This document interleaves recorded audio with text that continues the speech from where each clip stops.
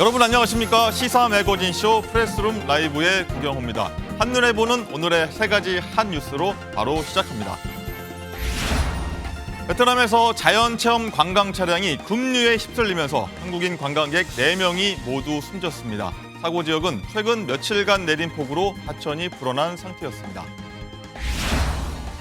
유엔 난민기구가 가자 지구에 내일까지 연료가 오지 않으면 활동을 중단할 수밖에 없다고 밝혔습니다. 일시적 휴전 주장도 나오지만 미국은 하마스만 이롭게 할 뿐이라며 반대 입장을 내놨습니다. 대장동 로비 의혹으로 검찰 수사를 받아온 곽상도 전 국민의힘 의원이 1심 무죄 판결 8개월 만에 범죄 수익 은닉 혐의로 오늘 검찰에 다시 출석합니다. 올 연말 메이저리그 진출을 앞둔 프로야구 최고 스타 이정우 선수가 저희 스튜디오를 찾았습니다. 흥미진진한 얘기 나눠봅니다. 잠시 후 오후 궁금으로 프레스룸 라이브 돌아오겠습니다.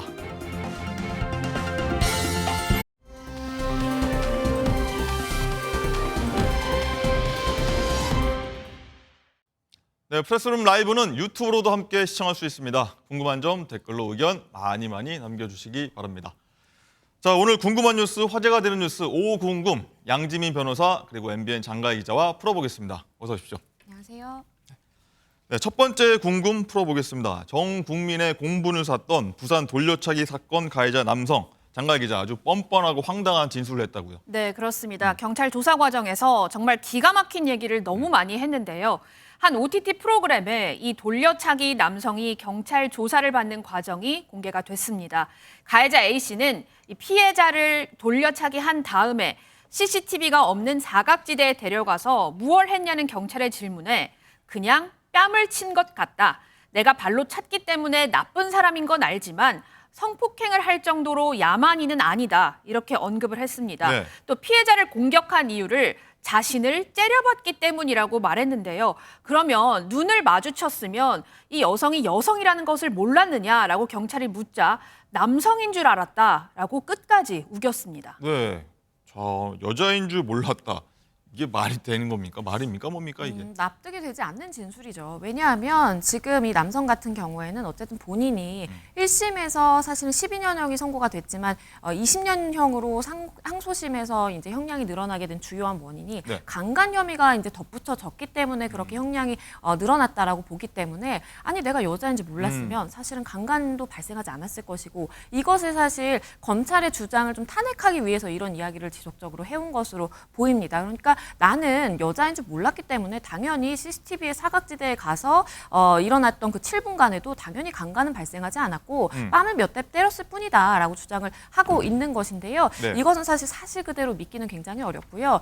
검찰도 질문을 한 것처럼 당시에 이 여성이 머리가 길었고요. 하얀색 하이힐을 신고 있었습니다. 그럼 외관만 보더라도 사실상 남자로 오인했다라는 것은 일반인의 상식에 비추어 봤을 때 납득이 되지 않는 설명으로 보입니다. 정말 납득이 안 되는 상황입니다. 그리고 이제 가해자가 법원 판결에 불만을 표시하고 이제 피해자에게 보복적인 이제 발언까지 했잖아요. 맞습니다. 그러니까 구체적으로 그 구치소에 같이 수감됐던 사람들로부터 증언이 나왔습니다. 뭐라고 했냐면요. 이게 사실 언론에 이렇게 공론화가 되지 않았다면 내가 한 3년 정도 받고 끝났을 상황인데 이게 사건이 유명해지다 보니까 내가 12년형을 억울하게 선고받았다. 그러니까 본인의 죄에 대해서 반성하거나 뉘우치는 발언은 전혀 없이 마치 다른 외부적인 요인에 의해서 이렇게 본인이 중형을 선고받았다라고 주장을 했고요. 더불어서 차라리 피해자가 그때 당시에 사망을 했더라면 죽였다면 내가 더 나았겠다라는 이야기까지 정말 끔찍한 이야기를 계속했습니다. 그리고 더불어서 내가 6대밖에 이 피해자를 가해하지 않았는데 네. 내가 12년을 선고받았으면 내가 한 대 때린 것에 2년씩 선고를 받은 것이나 다름없다라면서 납득이 되지 않는 주장도 했는데요. 실제로 이렇게 구치소에서 같이 수감됐던 사람들이 이런 무서운 보복성 발언을 한다라는 이야기가 전해져서요. 결국에는 검찰로 이 사건이 이제 송치가 된 상황이고요. 네. 특가법상의 보복 혐의가 지금 적용이 돼서 처벌받을 위기에 놓여 있습니다.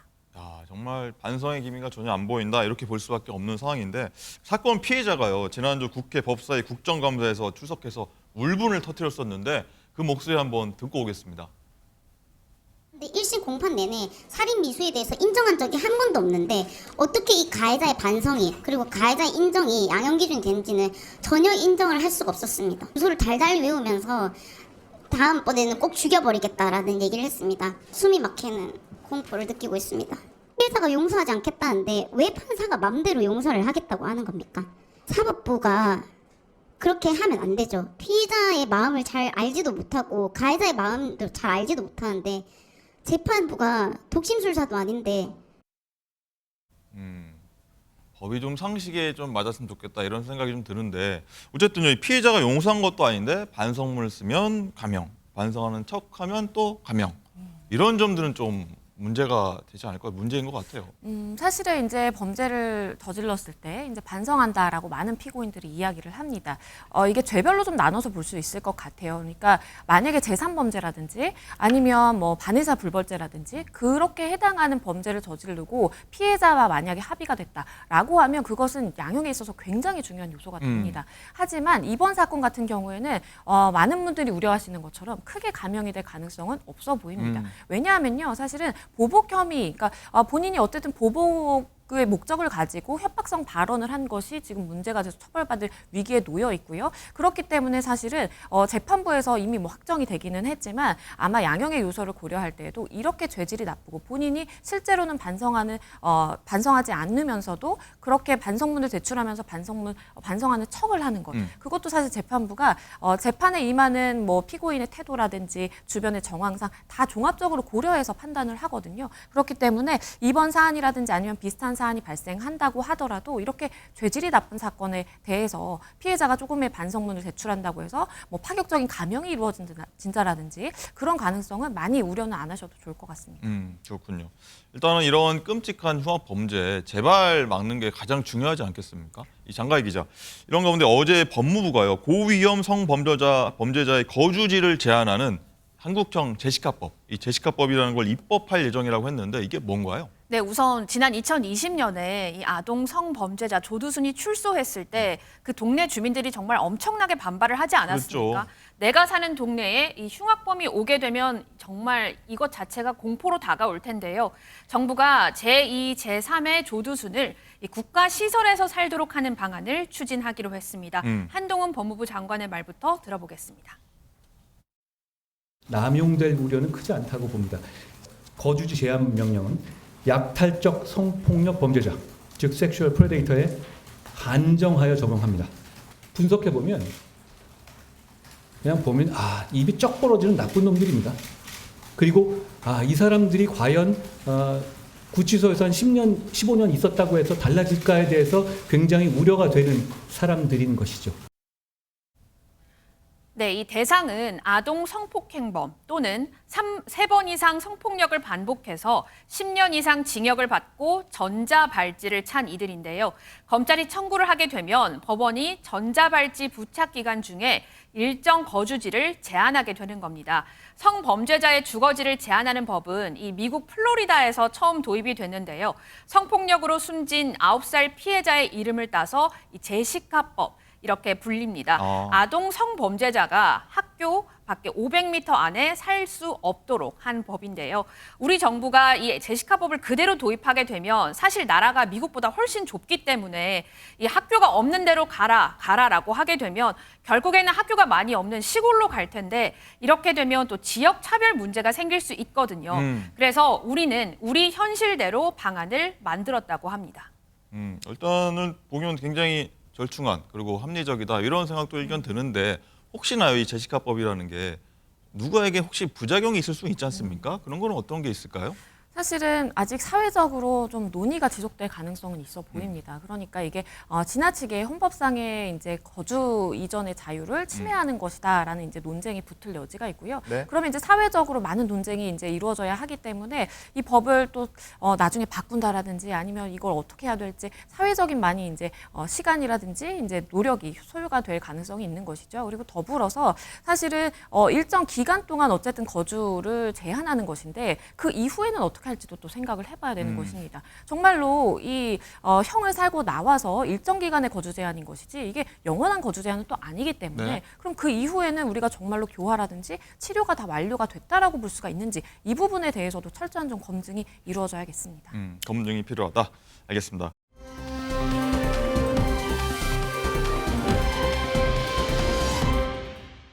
두 번째 궁금증으로 한번 넘어가 보겠습니다. 저희가 매일매일 다루고 있는 이성균 씨 마약 투약 의혹 이제 파장인데 장가희 기자, 이제 이 씨가 당초 알려진 대마 외에요.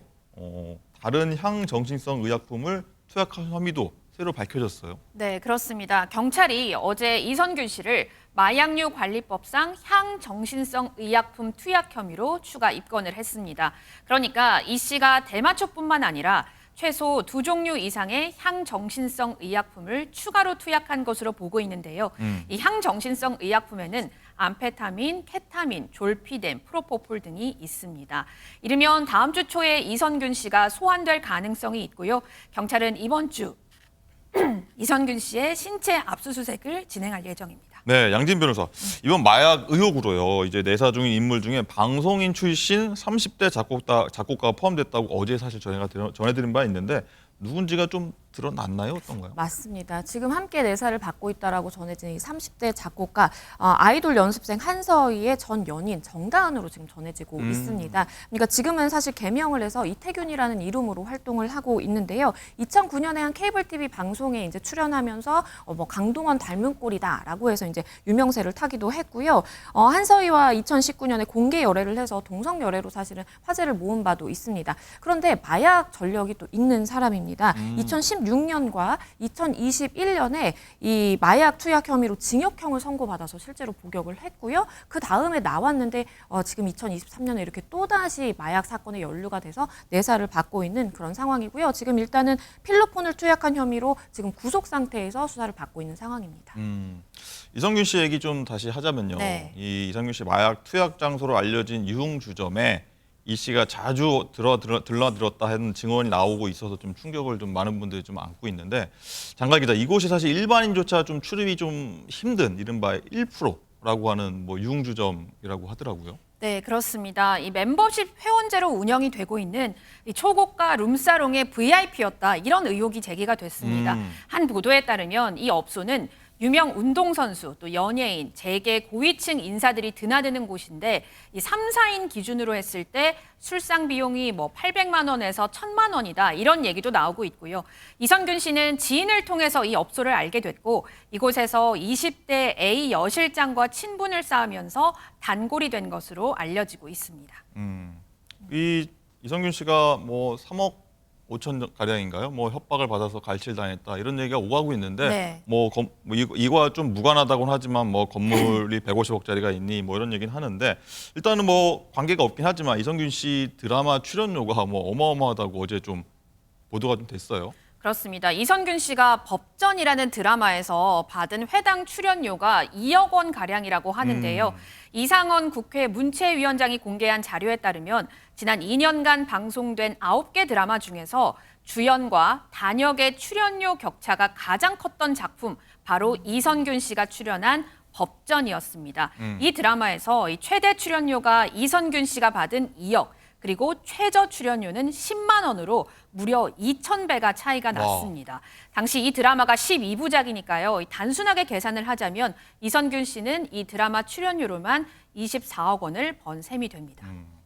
좀 번 출연료로 좀 좋은 데 썼으면 더 좋았지 않을까 이런 생각 좀 드는데 양진 변호사님, 일단 이 마약 의혹으로 인해서 이성균 씨가 뭐 광고를 했던 브랜드 이미지 이런 데 뭐 드라마도 그렇고요. 뭐 광고주도 그렇고요. 많이 좀 타격이 있었을 것 같아요. 뭐 소송도 있고 뭐 그럴 것 같은데 어떻습니까? 그렇죠. 요즘에는 사실은 이렇게 마약 사건에 연루가 된다라든지 아니면 출연 배우가 어떠한 범죄에 휘말리게 돼서 수사를 받고 실제로 이제 형을 선고를 받게 되면 사실 손해배상 의무가 발생한다라고 보는 것이 맞습니다. 왜냐하면 광고 계약을 체결하든 아니면 어떠한 출연 계약을 체결하든 다 계약에 이제 품위 유지 의무 조항을 이제 넣고요. 만약에 그것이 위반됐을 경우에 위약금이라는 것을 걸기도 합니다. 물론 뭐 계약의 건건마다 사실은 그 금액이라든지 어느 정도의 위약금을 물릴지는 당사자의 이제 의사에 따라서 합치에 따라 달라지기 때문에 사실 좀 차이가 있을 수 있는데요. 일반적으로 본인이 받은 광고료를 다 이제 물어줘야 되는 것은 물론이고요. 거기에 더불어서 광고주의 입장에서는 이러한 타격으로 인해서 재촬영을 한다라든지 아니면 본인의 상품의 뭐 이미지의 훼손까지 이어질 수가 있기 때문에 보통은 뭐 2배, 몇 배에 달하는 위약금을 물어야 되는 상황도 발생합니다. 그렇기 때문에 이성균 씨가 앞서서 설명해 주신 것처럼 굉장히 많은 출연료를 받고 뭐 많은 금액으로 이렇게 이렇게 광고료를 받는다라는 말씀을 해주셨는데요. 사실 그거에 몇 배에 달하는 돈을 또 다시금 본인이 지불해야 되는 그런 상황도 발생할 수 있습니다. 아이고, 본인도 피해가 막심하겠네요. 일단 연예계 마약 문제를 좀 넓혀서 좀 얘기 좀 해보려고 하는데 우리나라가 더 이상 이제 마약 청정국이 아니다 이런 얘기는 뭐 계속 나오고 있습니다. 장갈 기자, 한 40대 남성이 서울 대학가에 마약 광고 전단을 뿌렸다. 그래서 뭐 이런 소식이 있었고 이게 마약이 우리 일상으로 점점점 많이 침투하고 있지 않을까 뭐 이런 걱정이 좀 계속 나오고 있거든요. 네, 그렇습니다. 이 마약을 갖고 있으니까 연락을 달라는 이 내용물을 광고물을 대학가에 뿌린 이 40대 남성이 경찰에 붙잡혔는데요. 40대 A씨는 건국대, 홍익대 등 대학 캠퍼스를 돌면서 마약 광고물 200장을 뿌린 것으로 파악이 됐습니다. 이 광고물을 보게 되면 명함 크기로 되어 있는데 액상 대마를 준비했는데 모두 합법적이니까 연락을 달라 이렇게 영어로 쓰여 있습니다. 오. 네, 광고물 또 뒷면을 보면 QR코드가 있는데 이거를 스캔하게 되면 신원을 알 수 없는 이와 연결이 된 것으로 알려졌고요. 이 A씨는 경찰 조사에서 생활비를 마련하기 위해 예술 전공 학생들을 대상으로 범행을 하려 했다 이렇게 진술했습니다. 정말 다양한 방법으로 일상 속으로 침투하고 있다는 걸 볼 수가 있는데 양진 변호사님, 이런 마약 관련된 문제는 정말 엄정한 대응이 필요하지 않습니까? 뭐 마약 광고물 이게 광고 배포한 자체만으로도 처벌이 가능할까요?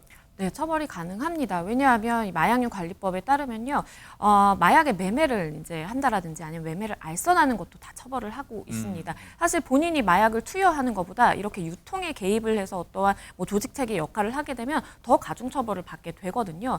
이렇게 광고물을 뿌린다라는 행위는 내가 어쨌든 그 마약을 매매하기 위한 목적으로 실행에 착수를 했다라고 보는 것이 맞습니다. 비록 마약이 실제로 건네지거나 아니면 어떠한 매매가 이루어지지 않았다고 하더라도 이 범행의 완료는까지 가진 않았다고 하더라도 미수가 될 수가 있기 때문에 미수범도 역시 처벌을 하고 있거든요. 그렇기 때문에 법정형은 만약에 이제 기수에 이르렀다라고 한다면 1년 이상의 징역에 처한다라고 되어 있는데요. 그보다는 이제 못하는 형이겠지만 어쨌든 반드시 처벌은 받습니다. 호기심에 뭐 피자 한 판 가격밖에 안 된다고 하지 않습니까? 호기심에 돈을 보낸 것만으로도 처벌될 수 있다. 이런 그렇죠. 거죠. 구매자 역시도 만약에 내가 돈을 보냈고 실제로 마약을 받지 못했다라고 하더라도 미수범으로 함께 처벌을 받을 수 있습니다. 정말 조심해야 됩니다.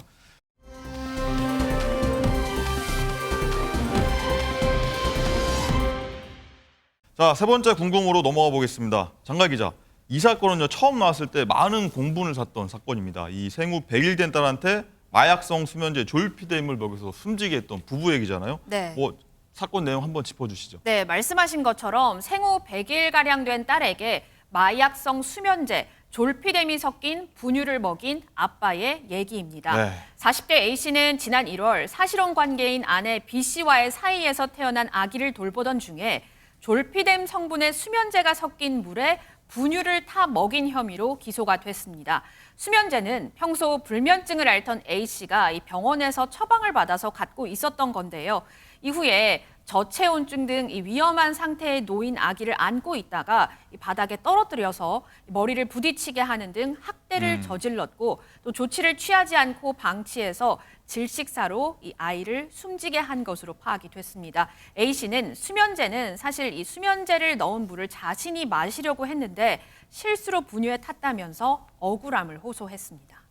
양진 변호사님, 애 키워보면 알겠지만 밤새 울지 않습니까? 그렇죠. 그런 것 때문에 그런 게 아닌가 싶기도 한데 어쨌든 실수였다고 얘기하는데 이렇게 혐의를 부인하지만 이 남성이 사실 지명 수배자였다고 하더라고요. 원래? 맞습니다. 그러니까 이제 실수로 만약에 졸피뎀이 들은 분유를 아이에게 먹였다라고 하더라도 그러면 아기가 뭔가 위중한 상태였을 것이 뻔한데 왜 신고를 하지 않았느냐라고 했더니 이 남성이 본인이 지명수배 중이었기 때문에 뭔가 두려웠다라는 겁니다. 본인이 사기죄로 지금 지명수배 중인 상황이었고요. 그때 당시에 만약에 내가 이걸 혹시 신고를 하게 돼서 내 신원이 드러나게 되면 내가 이 자리에서 바로 체포가 되지 않을까라는 생각을 했다라는 겁니다. 그렇게 해서 119에 신고하지 않고 부인이 돌아올 때까지 1시간가량 아이를 방치하게 됐고요. 아이의 코에서 분유가 흘러나오는 그런 굉장히 위중한 상황이었습니다. 그럼에도 불구하고 이렇게 1시간이나 방치하게 돼서 아이의 사망까지 이르게 되지 않았나라는 또 생각도 듭니다.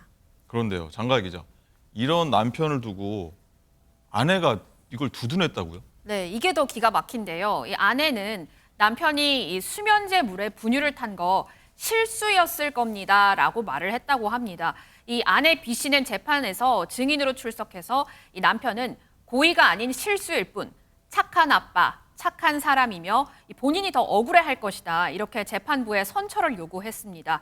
또 집이 반지하기 때문에 불을 켜도 남편이 눈이 좋지 않아서 제대로 안 보이니까 수면제 물에 분유를 탔을 것이다. 이렇게 남편의 실수를 거듭 주장했습니다.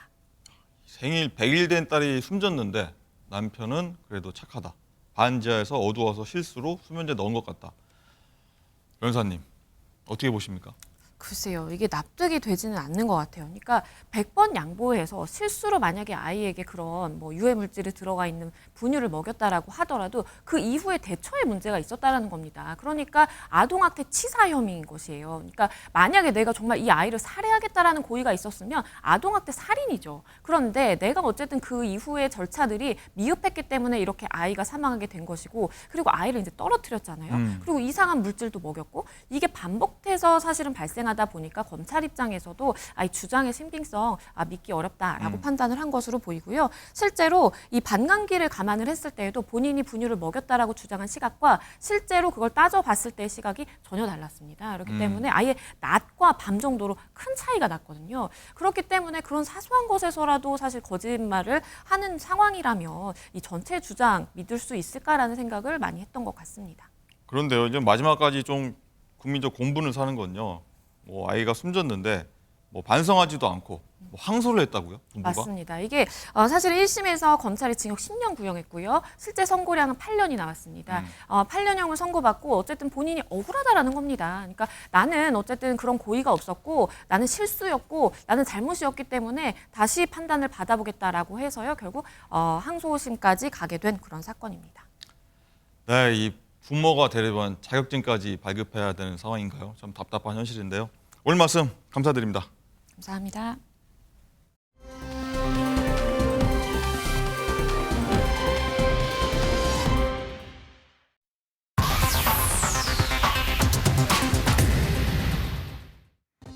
프레스룸 라이브 픽의 김유진입니다. 먼저 첫 번째 픽입니다.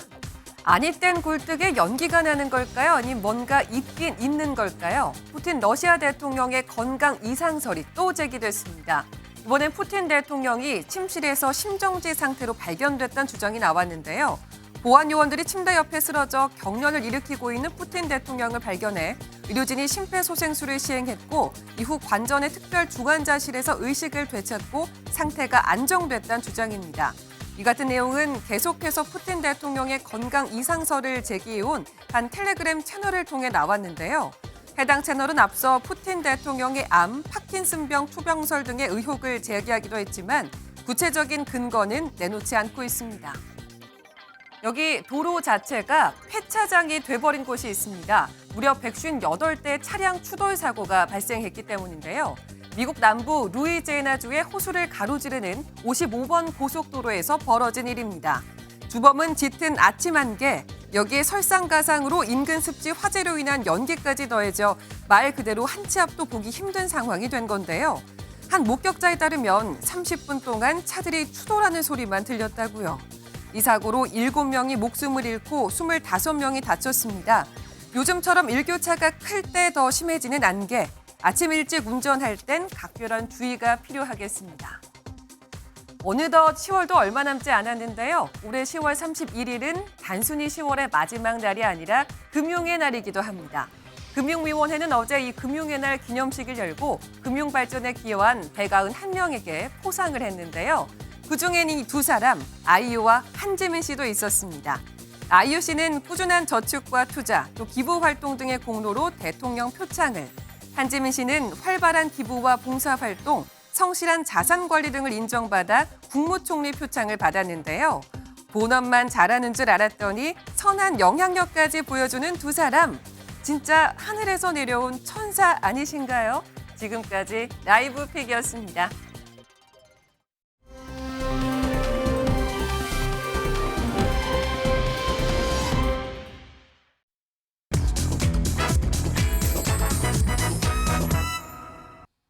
네, 오늘 라이브 스테이션은 좀 분위기를 바꿔봤습니다. 지난해 타격 5관왕, 그리고 자타공인 국내 최고 타자이자 최고 인기 선수, 그리고 이제 메이저리그 진출을 앞둔 바람의 손자 이정우 선수 모셨습니다. 어서 오십시오. 안녕하십니까. 반갑습니다.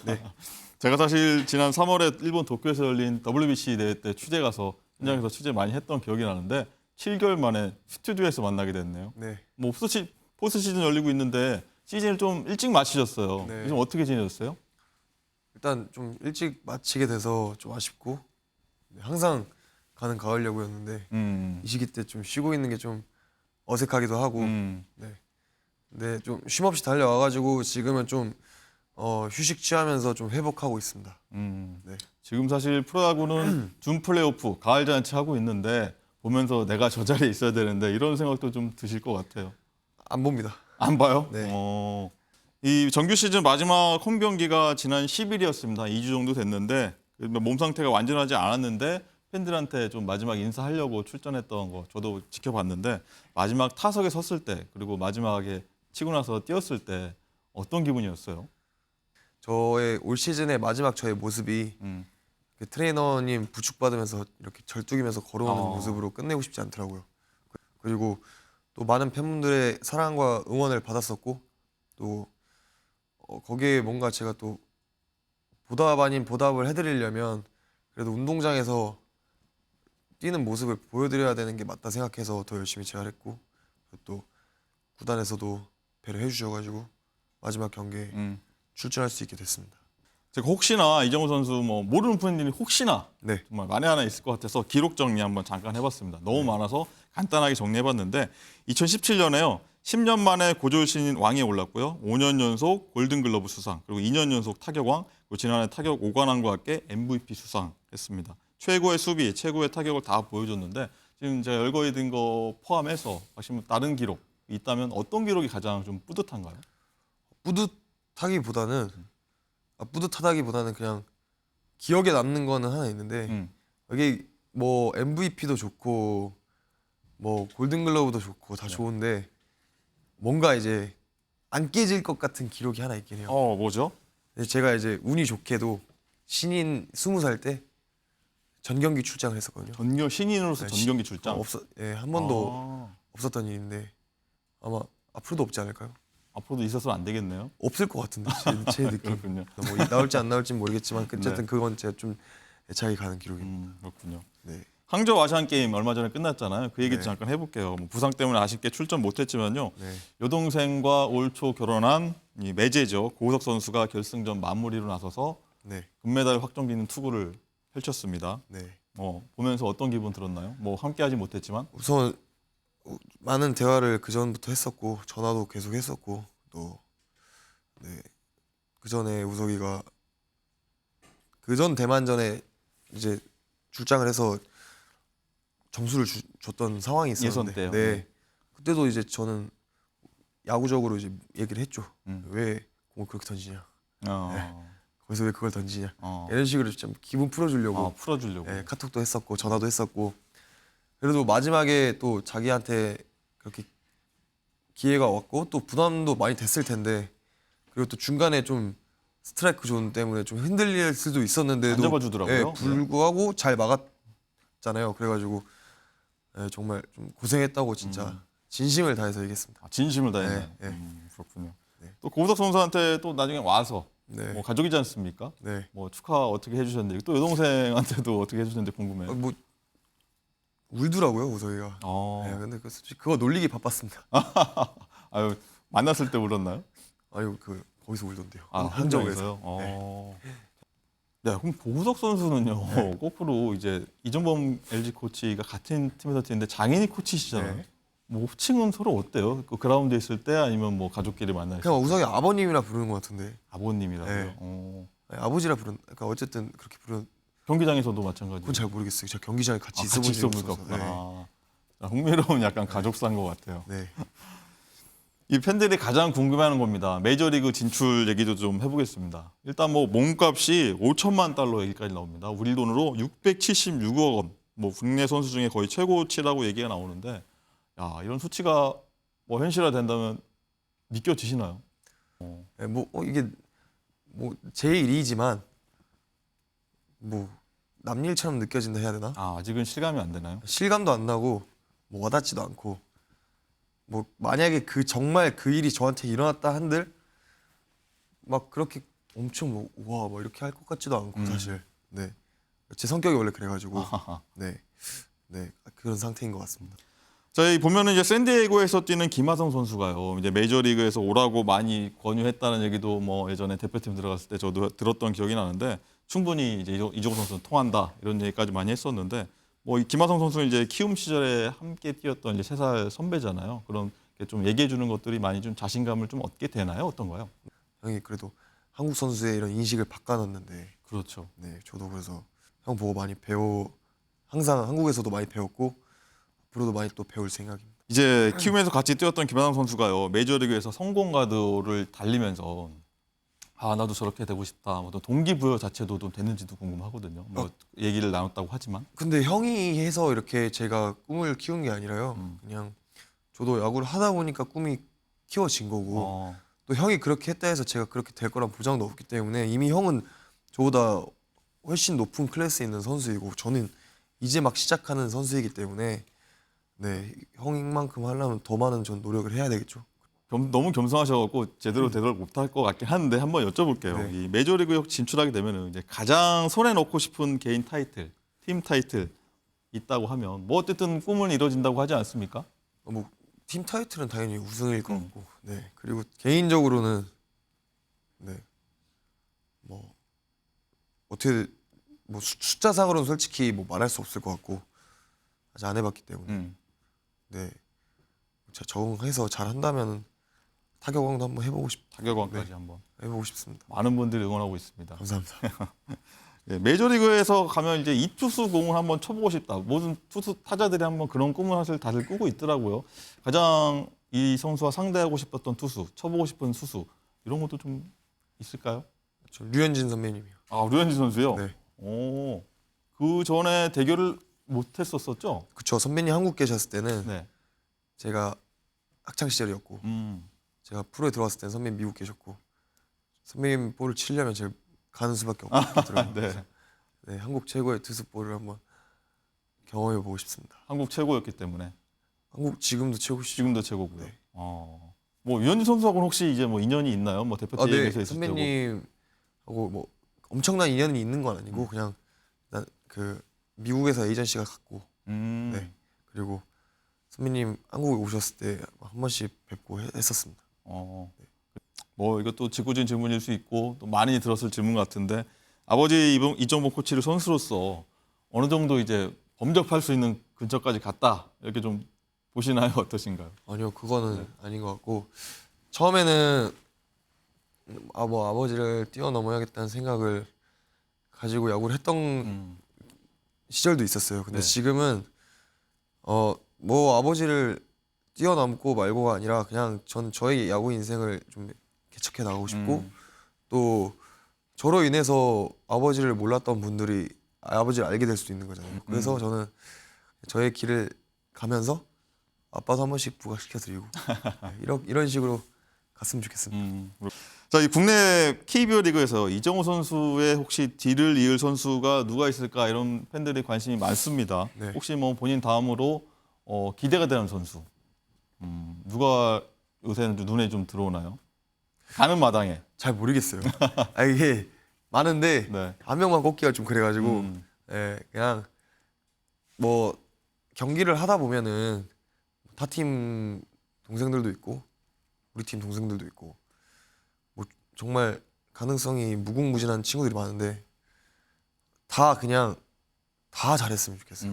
한 명 꼽을 거 없이 다 잘해서 정말 우리가 잘해야 또 나중에 세대들이 또 야구를 할 거고 우리가 잘해야지 우리가 국제대회에 나와서 좋은 성적을 내야지 어린애들이 야구를 하고 싶어 할 거 아니에요.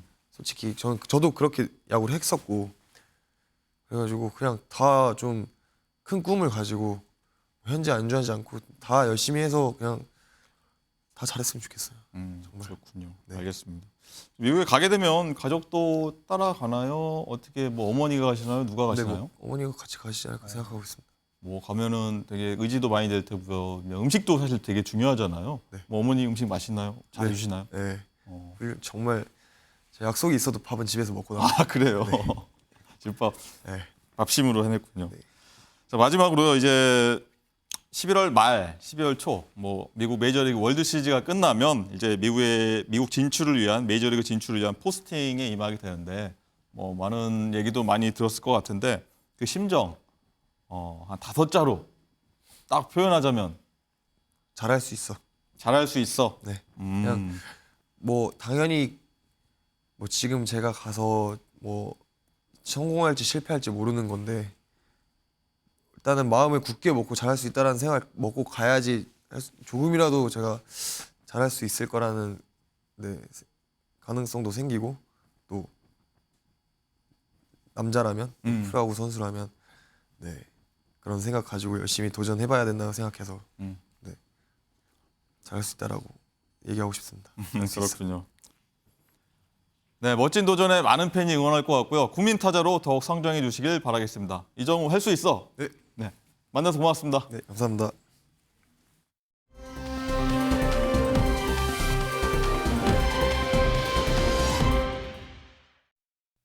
분식집도 부담스러운 학생들이 발길을 돌립니다.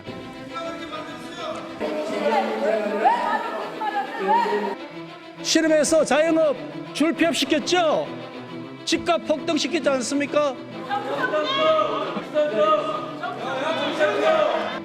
한동훈 검사가 피의사실 공표를 지금 신선한 국회에서 하고 있는 거 아닙니까?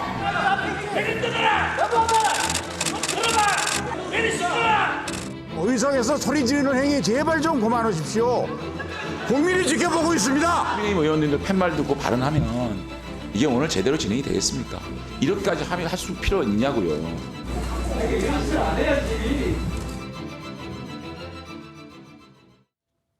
네, 정치권 핫한 이슈를 모아모은 이슈집으로 다시 돌아왔습니다. 프레스룸 라이브의 뉴스 핵심 관계자 2분 그리고 장가희 기자와 함께 하겠습니다. 어서 오십시오. 네, 안녕하세요. 안녕하세요. 네, 영상 보셨겠지만 저희 첫 번째 키워드 신사협정으로 해봤습니다.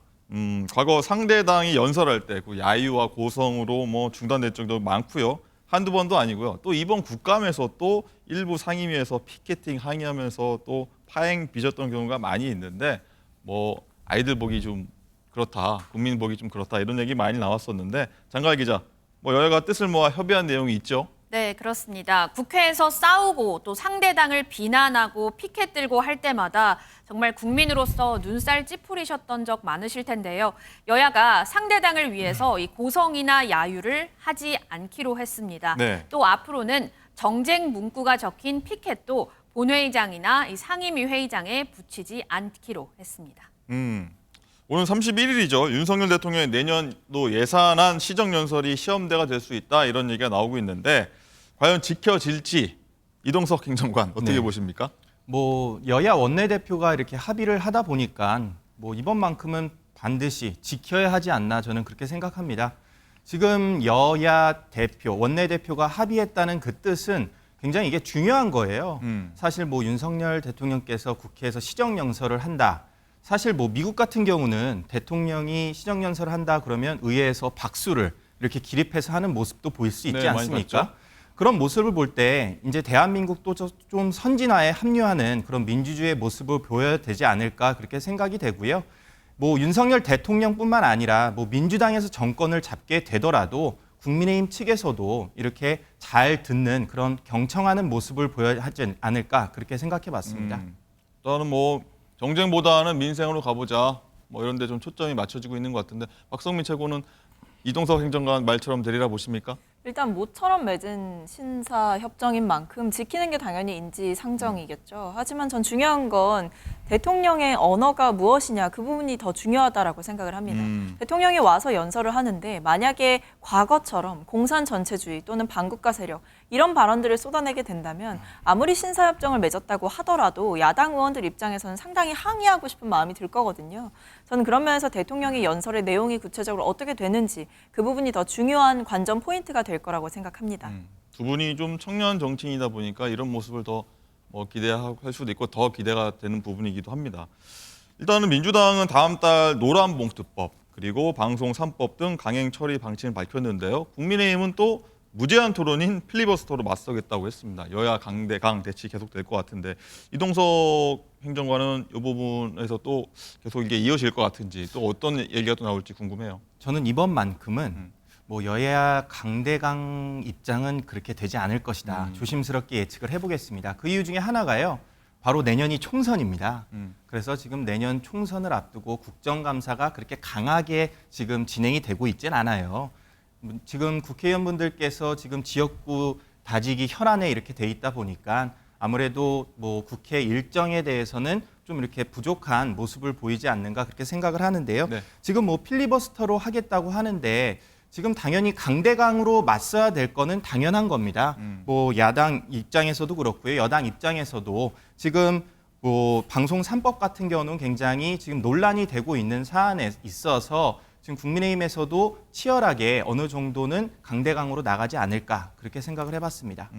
이 신사협정 일단 민주당 홍익표 원내대표가 먼저 제안했다고 하지 않습니까? 박성민 최고는 어떤 여야 강대치 뭐 계속 이어질지 뭐가 좀 바뀔지 어떻게 보십니까? 일단 근데 무제한 토론인 필리버스터로 맞서겠다라고 밝힌 걸 보면 법안 처리 과정에서는 분명히 충돌이 불가피해 보이는 것 같습니다. 하지만 저는 국민의힘도 총선을 앞두고 판단을 좀 잘 하셔야 된다 이렇게 생각을 하는데요. 노란봉투법과 방송 3법 같은 경우에는 이미 필요성이 오랜 시간 동안 제기되어 온 법들입니다. 그리고 특히 윤석열 정부 들어서 뭐 노동 탄압, 뭐 노조 와해 이런 여러 가지 비판들이 있었던 만큼 그리고 더 나아가서는 방송 장악을 하고 있는 것이 아니냐 이런 여러 가지 비판을 윤석열 정부를 향해서 여러 가지가 제기되고 있는 상황이기 때문에 여기에 대해서 국민의힘도 무작정 반대만 할 것이 아니라 생산적인 토론을 해보자 또는 대안을 제시해보자 이런 식으로 접근을 해야 되는 것이지 결사저지, 결사투쟁 이런 방식으로 가서는 국민들 보시기에 그저 눈살만 찌푸려질 뿐이다 이렇게 생각합니다. 네, 좋은 의견인 것 같고요.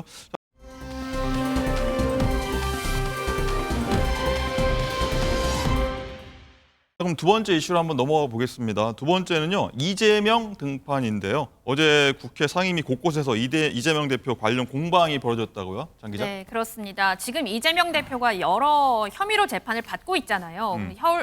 현재 서울중앙지법 형사합의 33부에서 이 대표의 이 대장동 그리고 성남FC 사건을 심리 중인데요. 여기에 위증교사 사건도 33부에 배당이 됐습니다. 모든 사건을 병합 심리할 경우에 1심만 1년에서 2년 걸릴 수 있다는 얘기가 나오는데 사건이 많은 33부에 위증교사 사건까지 병합되는 거 결국 판결 선고 지연되는 것 아니냐. 결국 이재명 대표 정치 생명 연장하는 꼼수 아니냐 이런 비판이 나온다. 이렇게 국민의힘에서는 날을 세웠고요. 반면 민주당은 법원이 검찰에 무분별하게 압수수색 영장을 발부한다고 지적했는데요. 이재명 대표 관련 인사가 727일 동안 이 376차례 넘게 압수수색을 받았다면서 너무한다. 이런 지적이 나왔습니다. 박성민 최고, 여당은요 이 대표의 위증교사 사건 배당을 두고요.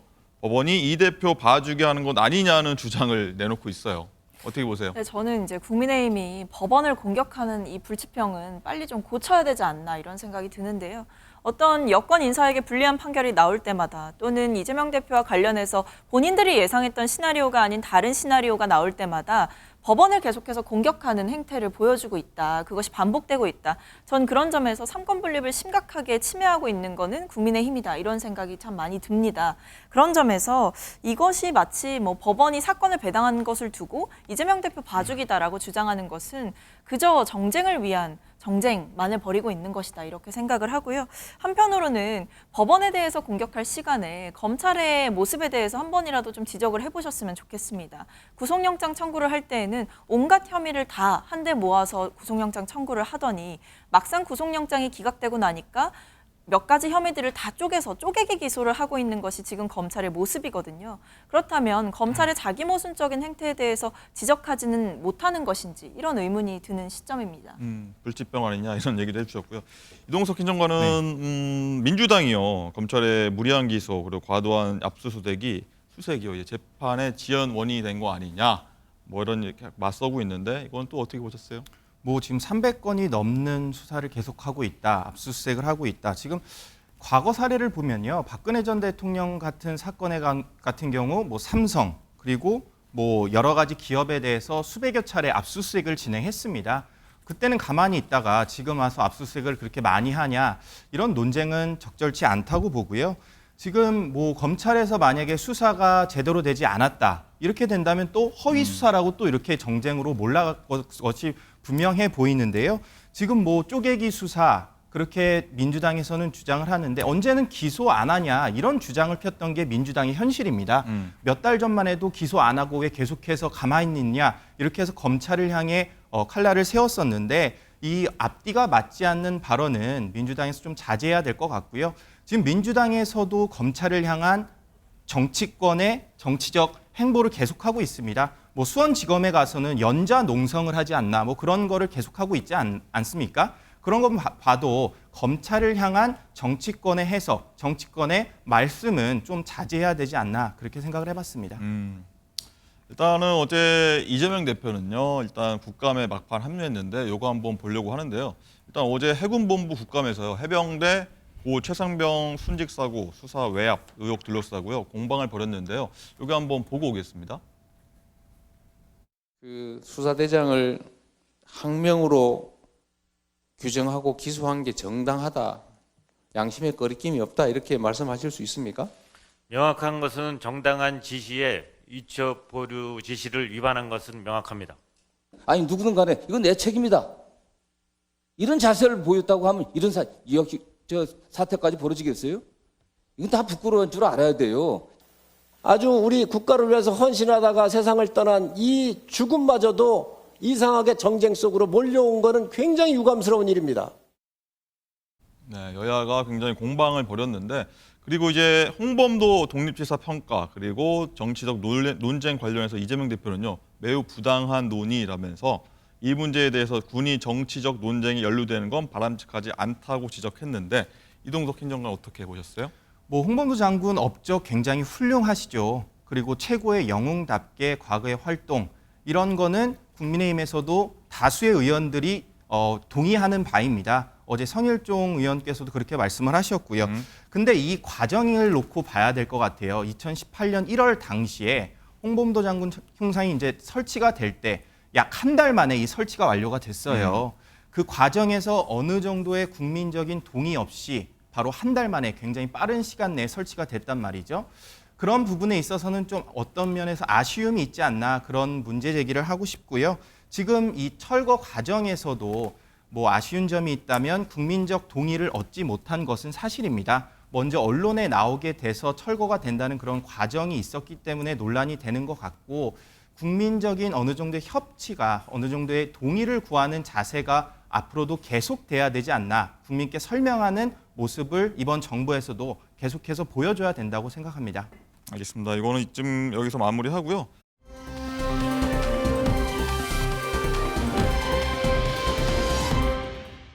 다음 이슈로 넘어가 보도록 하겠습니다. 다음은 결국 면책 특권이라고 저희가 정해봤는데 장관 기자, 누가 면책 특권을 받았다는 거죠? 한동훈 법무부 장관과 이 설전 자주 벌이는 김의겸 민주당 의원입니다. 김의겸 의원은 한동훈 법무부 장관이 이 윤석열 대통령과 청담동에서 심야 음주 가무했다고 의혹 제기하지 않았습니까? 이에 한 장관이 지난해 김 의원을 허위사실 유포에 의한 명예훼손 혐의로 경찰에 고소를 했는데요. 경찰이 공소권 없음으로 종결했습니다. 국회의원이 국회에서 직무상한 발언에 대해서는 책임을 지지 않는 면책특권을 김 의원에게 적용한 겁니다. 지난해 법사위 국정감사에서 나왔던 거죠. 거의 1년이 다 된 것 같은데 뭐 설명해 주셨지만 한번 당시 어떤 발언이 있었는지 듣고 오겠습니다. 김앤장 변호사 30명가량이 있었습니다. 그리고 윤석열 대통령도 이 자리에 이 청담동의 바에 합류를 했습니다. 기억나십니까? 제가 노래를 부르고 동백 아가씨를 했다고요? 3시 넘어서? 이렇게 공개적으로 대한민국 법무부 장관을 모욕할 정도로 자신 있는 말씀이세요? 방금 들은 게 방금 설명해 주신 건데 이 국회의원이 국회에서 직무상한 발언으로 인정돼서 면책특권이 결국 적용이 된 거예요. 박성민 최고는 이거 어떻게 들으셨어요? 일단 뭐 경찰에서 어떤 것에 더 판단에 중점을 뒀느냐 이 부분을 봐야 될 것 같은데 앵커께서 말씀해 주신 대로 국회의원이 국회에서 직무상으로 한 발언이다라고 경찰은 본 것 같습니다. 네. 그러니까 물론 김의겸 의원의 발언은 저도 좀 아쉬운 부분이 많은 것이 제대로 된 팩트체크가 잘 이루어지지 않았다라는 아쉬움이 듭니다. 그래서 결과적으로 봤을 때 허위의 의혹을 제기한 것인데요. 이게 또 큰 틀에서 보더라도 국회의원의 직무상에서 했던 발언이기도 하지만 또 한편으로는 본인이 허위임을 인지하고 고의적으로 또는 악의적으로 했던 발언이 아니기 때문에 이런 판단도 또 해볼 수 있지 않았나 싶습니다. 그러나 사법적으로는 이렇게 경찰이 판단을 한다고 할지라도 결과적으로 봤을 때 김의겸 의원께서는 정치인이기 때문에 국민들이 본인의 발언에 대해서 어떤 평가를 내릴지 저는 그 부분은 선거 때 또 한번 판단하게 될 기회가 있으리라고 생각합니다. 선거 때 심판해 주실 것이다, 해설해 주실 것이다 이렇게 하셨고요. 일단은 국민들은 국회의원들이 면책 특권 뒤에 숨어서 뭐 사실이 아닌 것도 일부 하지 않습니까? 그런 거에 대한 좀 반감들이 있는 것 같아요. 이동석 행 장관은 이런 부분에 대해서 청년 정치인으로서 또 어떻게 보세요? 뭐 정치인에 있어서 가장 중요한 것은 뭐 행보, 낮은 위치 그런 것도 중요하지만 바로 언행입니다. 정치인이 어떻게 저런 발언을 해놓고 제대로 된 사과 없이 그냥 나 몰라라 하는 저런 행보는 정말 적절치 않다고 생각하고요. 저런 행보가 앞으로도 계속될 것이라는 것은 분명히 정치권에서 나올 겁니다. 하지만 팩트 체크 없이 저렇게 아니면 아니고 식의 발언은 정말 자제돼야 된다고 생각하고요. 저게 사실 상임위에서 저렇게 할 정도의 발언이었나 그런 생각을 해봤습니다. 뭐 한동훈 장관이야말로 정말 뭐 밤에는 뭐 술 약속도 안 한다는 그런 뭐 어느 정도의 얘기도 있는데 팩트 체크 없이 저렇게 한다는 건 정말 무모하다고 생각하고 김의겸 의원은 정말 반성해야 된다 그렇게 생각합니다. 그렇군요. 박성민 최고. 이건 말고도요. 한 장관이 김영과 술자리 의혹 최초 보도 제보자 등을 상대로 10억 원 상당의 손해배상 소송을 제기해 놓은 상태잖아요. 이거는 어떻게 되는 건가요? 이거 뭐 그대로 계속 뭐 진행이 되는 부분이 아닐까 싶기는 한데요. 한동훈 장관이 이번 경찰의 결정에 대해서 어떤 입장을 가지고 있는지 이 부분도 좀 봐야 할 것 같습니다. 그래서 한 번 더 이의를 제기하게 되면 검찰에서 한 번 더 살펴볼 수 있다라고 하더라고요. 그런 점에서 아직 절차적으로 한동훈 장관이 한 번 더 이의 제기를 할 수 있는 기회가 있는 만큼 한동훈 장관이 구체적으로 입장을 낼지 또는 경찰의 결정을 존중하고 갈지 그리고 민사소송과 관련해서는 어떤 결론이 날지 이 모든 게 다 좀 지켜봐야 되는 상황 속에 있는 것 같습니다. 하지만 앵커께서 짚어주신 대로 결국에 이 논란이 낳은 것은 국회의원 발언의 무게감 그리고 동시에 국회의원이 갖고 있는 면책 특권에 대해서 국민들께서 한 번 더 생각해 볼 수 있는 기회가 되지 않았나 싶기도 합니다. 네. 보면요. 한동훈 장관하고 김의겸 의원 왜 이렇게 그냥 1년 넘게죠? 계속 부딪히고 설전을 주고받습니다. 왜 이렇게 두 분이 그러는 걸까요? 뭐 일방적인 공격이 아닐까 싶어요. 김의겸 의원의 일방적인 공격이다. 뭐 한동훈 장관을 뭐 탄핵하자. 뭐 이런 발언도 했었고 지금 한동훈 그러니까 법무부 장관을 향해서 검은 뿔테 쓴 깡패다. 이런 발언도 서슴지 않았었어요. 과거 이런 사례만 봐도 굉장히 노골적으로 비판하는 저런 모습 아주 부적절하고요. 왜 이렇게 공격하는 걸까요, 그럼? 그게 사실 어느 정도의 그 여권의 입장에 있어서는 한동훈 장관이 결국 대선 주자의 위치에 있다 보니까 본인도 자기 장사를 하기 위한 그런 행보로밖에 보이지 않거든요. 지금 뭐 최근에 있었던 일이죠. 이재명 대표 뭐 영장실질심사 때 그 영장 판사가 한동훈 장관과 뭐 동기동창이다 이런 말씀을 하셨어요. 이런 가짜 뉴스 확산은 결국 뭐 국민의힘 그리고 더불어민주당 지지층에게 굉장히 오해를 살 만한 행동이고요. 이런 발언은 정말 자제해야 된다 그렇게 생각합니다. 알겠습니다.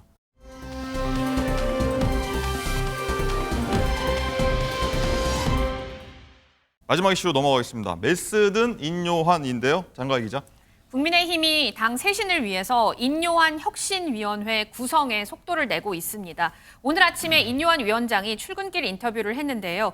내일 오후에 혁신위원 인선 결과 발표될 것으로 보이고요.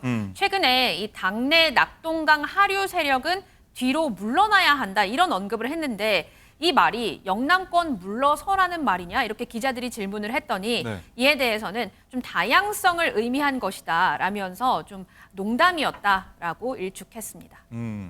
국민의힘 혁신위가 이제 통합을 강조하고 있지 않습니까? 뭐 어제는 이준석계 천하람 순천갑 당협위원장에게 혁신위원 제안을 했는데 뭐 인 위원장이 퇴짜를 맞았다는 보도도 나왔습니다. 박성민 최고는 혁신위에 또 인 위원장이 여성분들, 능력 있는 여성분들 많이 좀 배치했으면 좋겠다 이렇게 밝혔는데 국민의힘 혁신위에 좀 바라는 점이 혹시 상대방 입장에서 있다면 뭘까요? 사실 저는 뭐 혁신위가 성공할 수 있을 거라는 기대가 별로 없습니다. 이건 단순히 제가 남의 당이라서 이렇게 얘기를 드리는 것이 네. 아니라 체제적인, 그러니까 환경적인 한계가 분명히 존재한다라는 겁니다.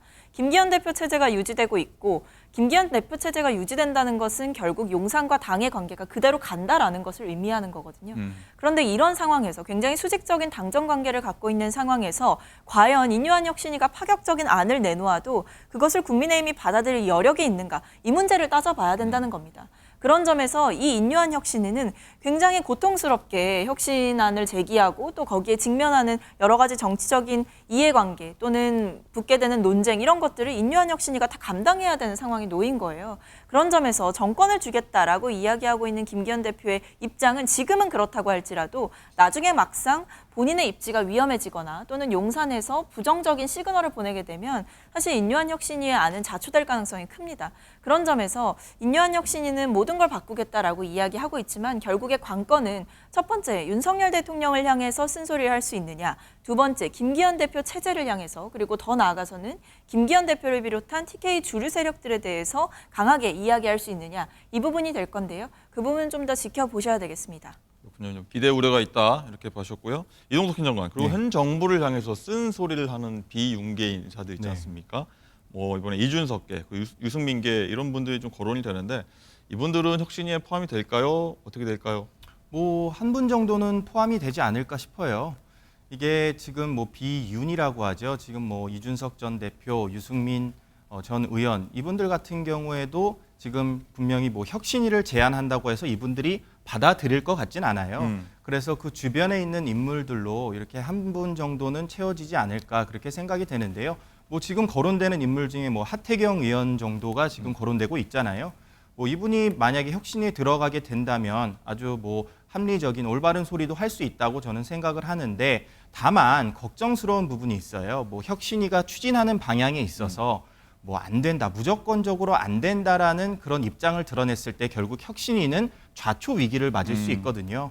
뭐 천하람 위원장에게 이렇게 해달라고 했다가 이렇게 퇴짜를 맞았다, 이런 보도가 있는데 저는 그런 거는 적절치 않다고 봐요. 왜냐, 퇴짜가 아니라 이 과정은 사실 누구에게나 여쭤볼 수 있고 혁신위원을 맡아달라고 요청을 할 수도 있습니다. 그 과정에서 일어나는 단순한 해프닝일 뿐 앞으로 혁신위 출범에 있어서 국민들께서 기대하시는 만큼 그 혁신위가 국민의 눈높이에서 적당한 해결점을 찾을 수 있을 거로 저는 확신합니다.